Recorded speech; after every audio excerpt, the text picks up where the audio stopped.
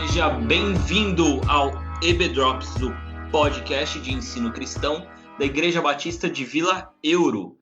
Eu sou o Lucas e hoje o Alexandre vai me falar se existe ou não dom de música. Mas você me envolve nessas enrascadas, depois você me compromete com o pessoal da equipe de louvor. Então, é o seguinte, vão ouvindo esse podcast, mais pra frente você vai entender um pouquinho melhor sobre isso. Olá, galera. Aqui é o Adelson falando. Mais uma vez aí reunidos nesse EB Drops. Vamos conversar um pouquinho sobre dons. E lembre-se, não conhecer e não usar os seus dons significa não acreditar na exclusividade com a qual Deus te criou. Lembre-se sempre, você é uma obra-prima de Deus. Fala, galera. Aqui é o Elder. E hoje eu vou começar a entrar em forma. Vamos ver, né? Hoje é a formação espiritual, o nosso Hoje F. vai, hoje eu começo. Hoje vai. Hoje sim. Hoje sim, hoje não. Hoje não. Cara, eu sempre defendi que o redondo é uma forma, viu? É fato. Hoje a gente está começando o nosso acróstico aqui da forma, né? O F do forma é formação espiritual. E a gente sabe que esse forma aí, ele é um ajuste para dar certo com o inglês, né? E esse formação espiritual, ele nada mais, nada menos é do que falar a respeito dos dons espirituais, os dons que Deus tem nos dado. E para a gente já começar aqui a aquecer no tema, eu preciso de uma definição e eu queria trazer o Alexandre para a conversa. Alexandre, o que são os dons espirituais? Mas a gente pode começar definindo o que são dons espirituais pelo que eles não são. Os dons espirituais não é uma coisa que você tem em si, mas é uma coisa que é algo que Deus te dá.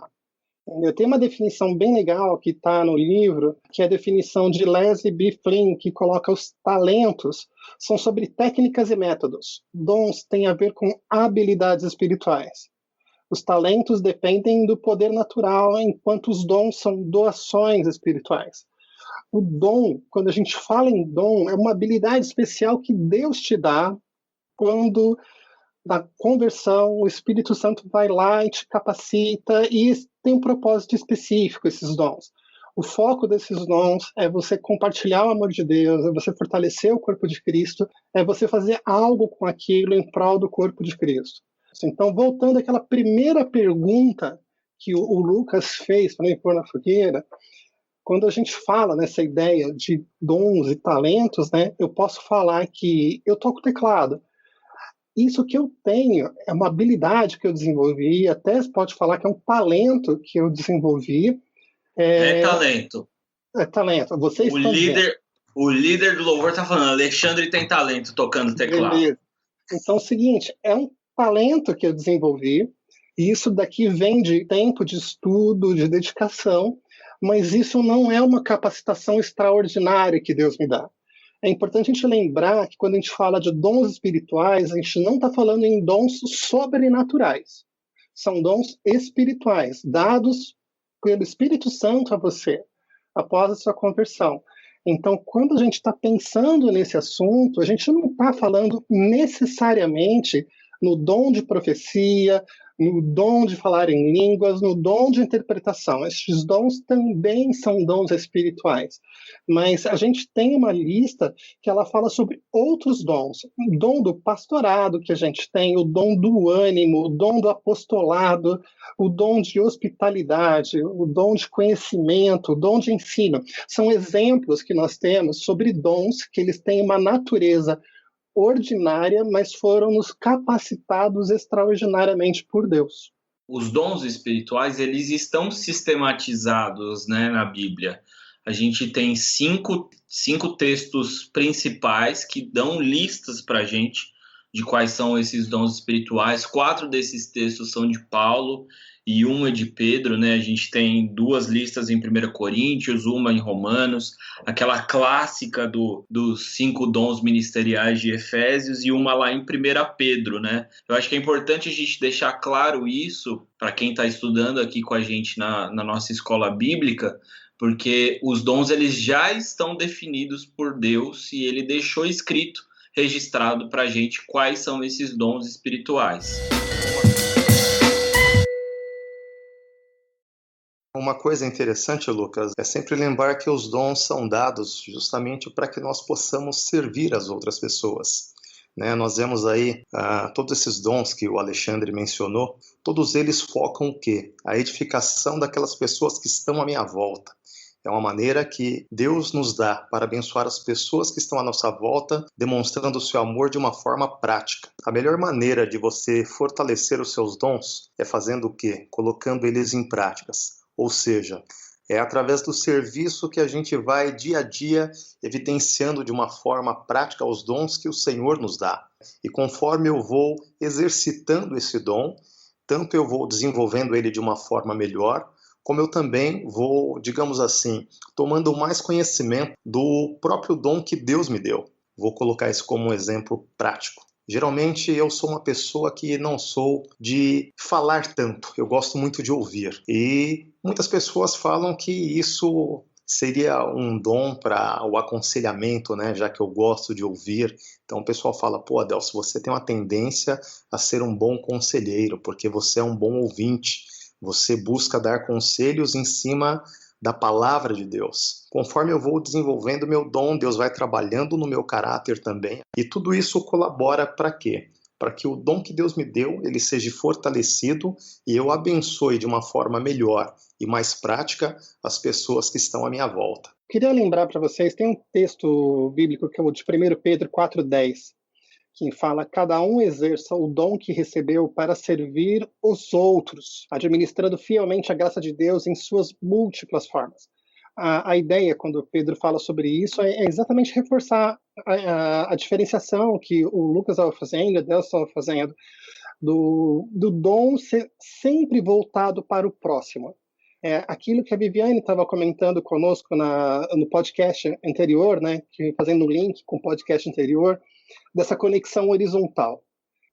O dom é essa manifestação divina em nós, para que nós possamos tocar aos próximos e dessa forma ajudar as pessoas e honrar o nome do Senhor. Existe uma questão que eu queria trazer aqui para a nossa conversa, que, por exemplo, quando a gente olha para os textos de 1 Coríntios, a gente tem duas listas em 1 Coríntios, uma no capítulo 12 e outra no capítulo 14, duas listas que estão ali elencando dons espirituais. E a gente sabe, né, quando a gente lê 1 Coríntios, que ela é uma carta que está exortando, alertando os coríntios a tomarem cuidado com a forma como eles estão exercendo os dons deles, porque isso tem gerado problema no meio da igreja, no meio da igreja de Coríntios. E é curioso, porque quando Paulo chega de fato a tratar do dom, ele está construindo tudo isso ao longo da carta, e aí ele chega, fala em 1 Coríntios 12 a respeito dos dons, fala de novo no 14,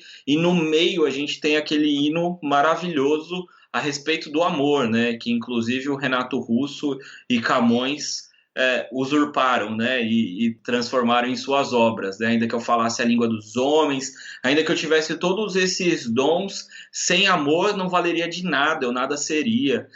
Parece que o amor ele é esse fator fundamental no exercício dos dons.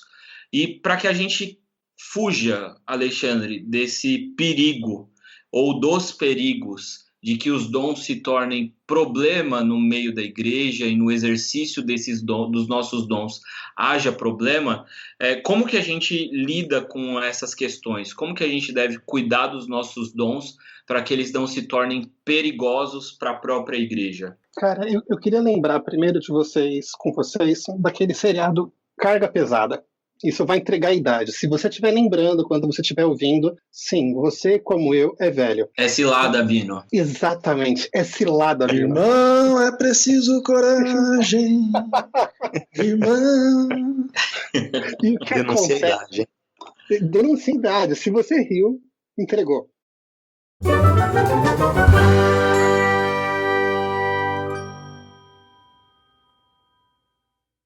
Tá, ok, mas o que ele estava querendo dizer é que existem ciladas colocadas pelo diabo mesmo em nossas vidas, mesmo dentro do trabalho com os dons espirituais.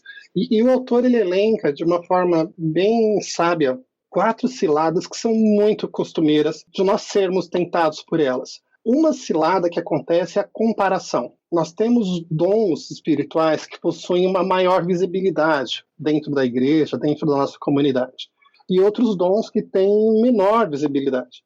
E o que acontece muitas vezes é do irmãozinho, da irmãzinha, que está trabalhando na obra do Senhor, ficar olhando e comparando, olhando para aquela outra pessoa e falando, mas eu não sou tão importante quanto fulano.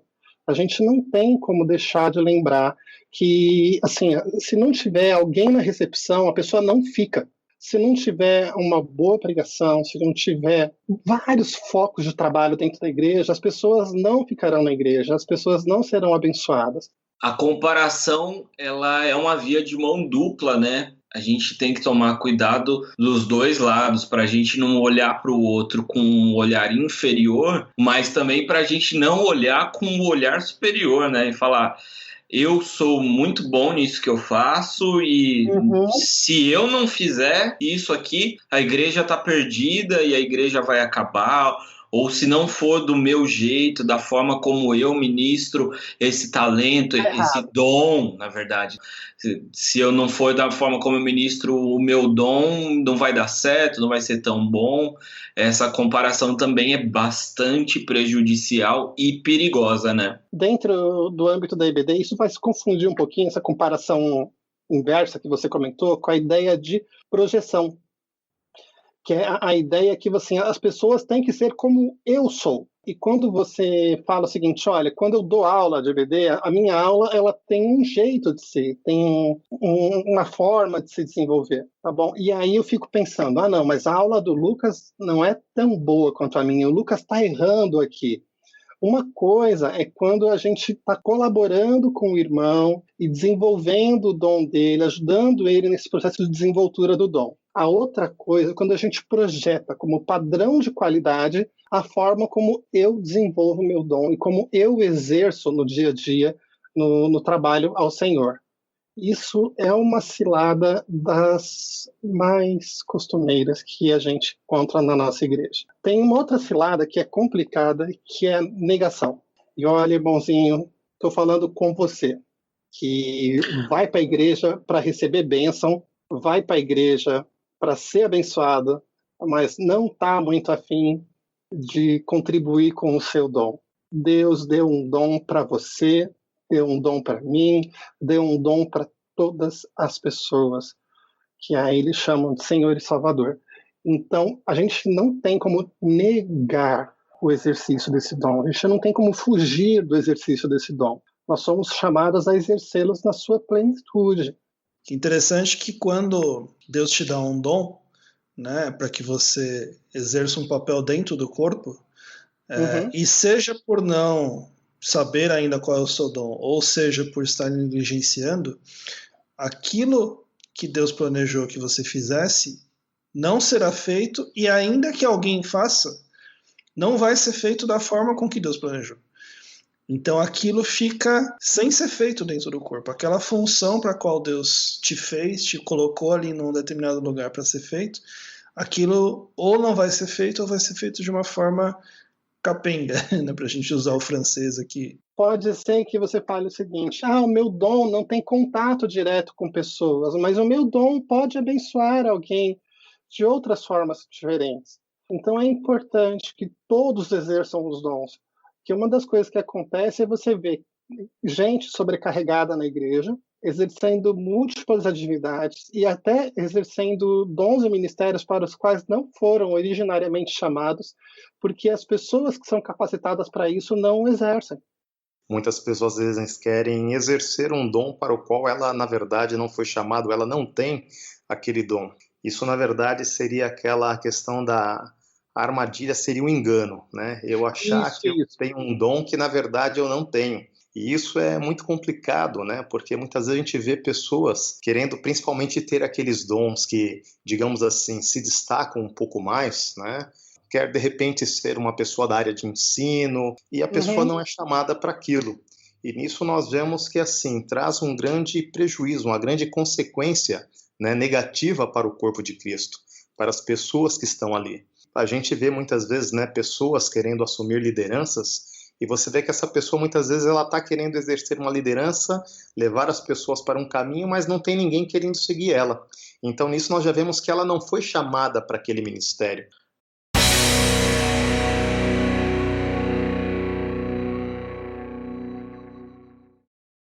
Todas essas situações dos perigos com relação aos dons, eles são situações de pecado.